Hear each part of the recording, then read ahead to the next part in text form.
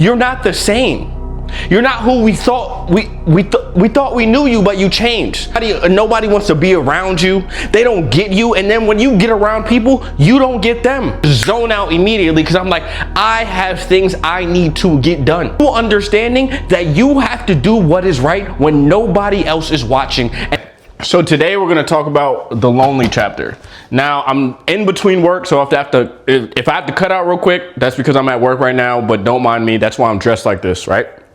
Now, the lonely chapter. The lonely chapter, for people who don't know, is when you're in the middle of that phase of trying to grow apart, but you're too unsuccessful to hang out with the people you want to hang out with, but you're too ahead to hang out with the people you used to hang out with. So you're in this pivotal point, like this purgatory of you in the middle and you being alone, and you don't know how to process your thoughts. And the sad part is you have to process all your thoughts by yourself.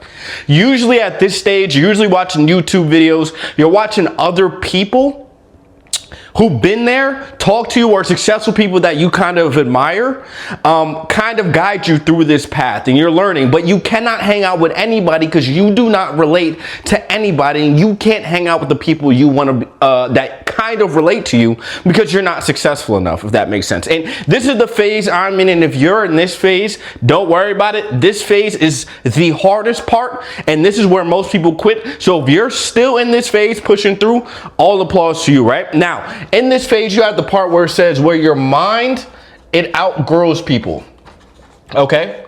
So you have to understand your old friends, they do not recognize this version of you. They don't recognize a part of you where you don't want to hang out with them, where you don't want to smoke no more, where you don't want to drink no more, where you don't want to go and do stupid shit and do two-mans and all this dumb shit. They don't recognize this part of you. You're like, bro, what happened to you? You're not the same. You're not who we thought we thought we knew you, but you changed. And you have to understand, do not hate them for it. They just don't understand. They just don't understand. They were attached to a part of you that you had to let go. And because of that, you have to also let them go because they're part of that part of you. So don't let it phase you. Don't be in your mind like, man, I have no friends now. Like, that's okay. This is part of the plan. This is part of the purpose. That was the first step to getting there. Nobody who has ever made it super successful in life, who achieved all of their goals and purpose, none of them ever kept all of their friends. Not one. Some people came with them, but if you're like me, it's a lot of people you just can't take with you. It's not that many people. I know like one or two people who may have the same goals and ambitions as me and work almost as hard as me, but they don't work as hard as me. I'm like the only one here, and the only people I ever meet who work as hard as me is online. So you have to remember, you're going to have to get a whole new set of friends, okay?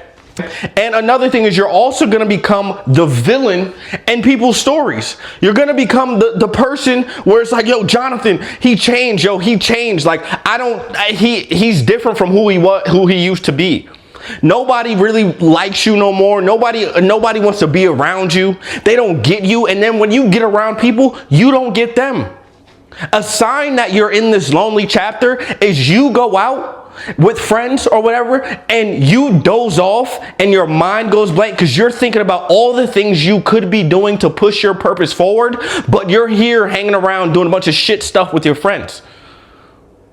I know what that's like. I know what it's like to be in the middle of a gathering, in the middle of a party, and just zone out immediately because I'm like, I have things I need to get done. I know what that's like. This is when I knew I was moving away from who I used to be. You hated the version of yourself that they liked, and they want you to go back to that version of yourself that you hated. And that does not make any sense. I hated myself when y'all liked me. And now when I'm starting to love myself, y'all hate me. This is the part where you are confused and you're like, bro, I don't know what to do. Because what people don't know is the way your brain processes social problems is the way your brain processes physical problems. So you're hurt in the same way you will be hurt if someone punched you as if someone betrayed you as a friend. This is why it's so much pain to go through a lonely chapter. This is why it's so much pain to get betrayed in a relationship by a girlfriend, because it's the same type of pain just on your mental that it would be on your physical.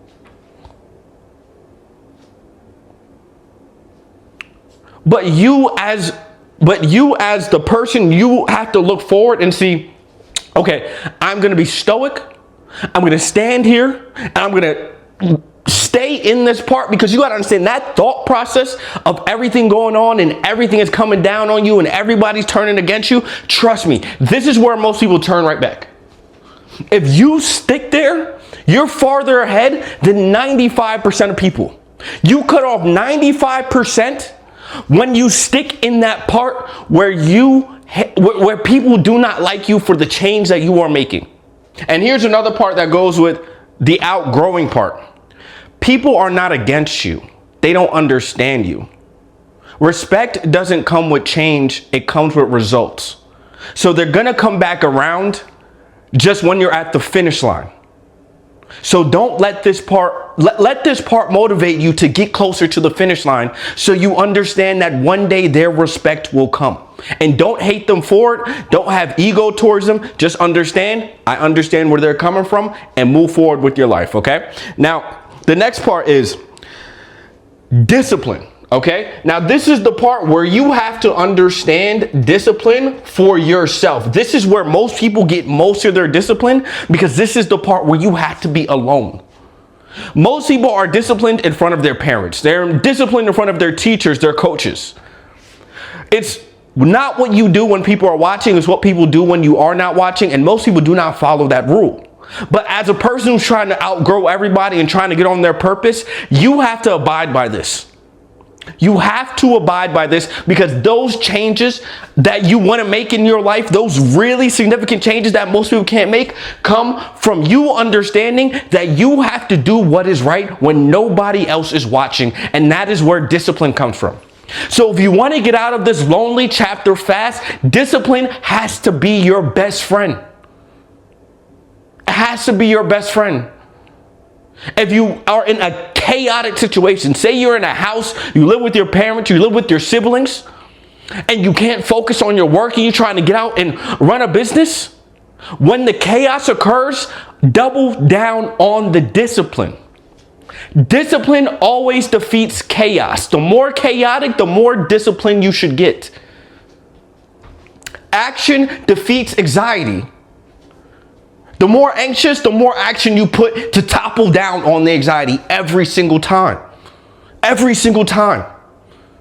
Anytime I'm anxious, I woke up super negative this morning. Didn't want to make this video. I didn't want to do my stories on Instagram, but I doubled down and went even harder on dropping stories, on getting this content up, on doing everything, because I said I need to double down on the action, because I'm not confident in myself, and you overpower lack of confidence with overcompensating with massive action.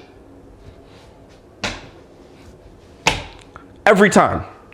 And let me give you guys a story about how negativity, why you should only double down on it with action and not double down on it with, sitting there soaking in your sadness or whatever the case would be. So everybody knows Theodore Roosevelt, the president. Theodore Roosevelt in 1884, he lost his daughter and his mother in the same day. He lost his daughter and his mother in the same day.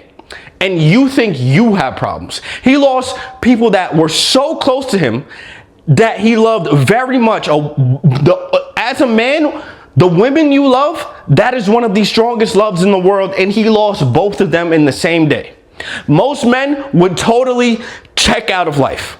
Damn near suicidal. But what did Theodore Roosevelt do? He said, you know what? Cool. He went to a place called the Dakota Badlands. This place, if you look it up, is the most harsh. It's the most brutal. It's wintertime, and you have to hunt and kill for food. And he went there for a couple of years. He doubled down on the action, became a more aggressive man. 17 years later, he's the president of the United States. That's how you double down on the action. No great man, anytime they are sad, they let it dictate what they do that day. You think Tom Brady wanted to watch film every day? Fuck no. Fuck no. You think LeBron wants to go out there and play and look at all these plays and try to run a team every day? No. But the great men do not allow their actions to be dictated with emotion. They never did and they never will, okay? It's just how, so you got to double down on discipline, and discipline, you have to separate it from your emotion. At this point in time, if you want to level up to the next level, do not allow your emotions to have say in what you do. And I know most people here, they probably work 9 to 5, you work a job if you're going to school. You have to look at it kind of like that, but you have to look at it more serious than that, because when you work a 9 to 5, if you don't feel like going, if you don't have any sick days, you still got to go. When you go to school, unless you're like in college or something, you still got to go to school, or else you'll fail, or else you'll get fired. This is now your new job. Entrepreneurship is a job until it becomes running a business. Because now your job is you. Your job is monitoring you. Your job is monitoring your habits. Okay? So that's discipline. The next part, right?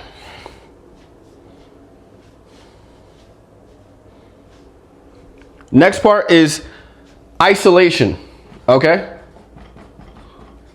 Isolation. Everybody knows that Kobe meme. This is what happens. This is what you call in when you go on your purpose. You call in this because you need to isolate yourself from everybody, okay? If you live with your parents, move out your parents' house. If you have family that's distracting you, move away. Stop picking up calls so much. I can't answer that much. I can't be at this event that much. I can't make Christmases. I can't make Thanksgivings. I can't make your niece's or your sister's birthday. I can't make these things anymore. I got things I need to fulfill. I got purpose I need to go do. If you lose people because you're on your purpose, so be it. So be it. Let them go. If someone gets mad at you because you can't attend their stupid birthday party, you don't need him as a friend anyway. If someone gets mad at you because you can't attend their baby shower, you don't need them as a friend anyway. You have to become sort of emotionless to losing relationships with people you love when you get on your purpose. I know that sucks, but it's the God's honest truth. Because it's the truth. If you are right with God, everybody that's supposed to be in your life and out of your life will occur. Okay? The most successful people become numb to losing friendships and relationships. I'm not saying you have to be some weird robot dude who is cold. I'm not saying be cold at all. I'm saying you understand it for what it is, and if they want to distance themselves from you because you can't do what they want to say, then that is their fault. That is their fault. You have stuff to do and you love them, and if they ever want to enter back into your life, that is fine. You open up that door. But if they close that door to them, then you let it be. You don't stress over it. Because if he's meant to be in your life, he will come back in your life, or she, or whatever. Okay? You have to let these people go. You have to let people go. Just let them go. If you have a girlfriend who's distracting you, let her go. I was in a relationship for years where I literally lived with the woman and I could not focus on my work because every day I was so worried about her feelings. At this point, if you cannot operate and handle a girl's feelings and also be able to handle your business as a man at the same time, the last thing you should be looking for is a relationship. Because great men can handle everything at the same time. They can handle a relationship with their family, relationship with their wife, relationship with the people over here, loved ones, and their business all at the same time. And this usually takes a lot of experience understanding one thing and then moving on to the next and then moving on to the next. As a young man, I tried to do it all. I tried to do every single thing. I tried to run a business, have a girlfriend, and I fucked all of it up. I fucked every single bit of it up because I could not handle even one thing, much less 2, 3 things at the same time.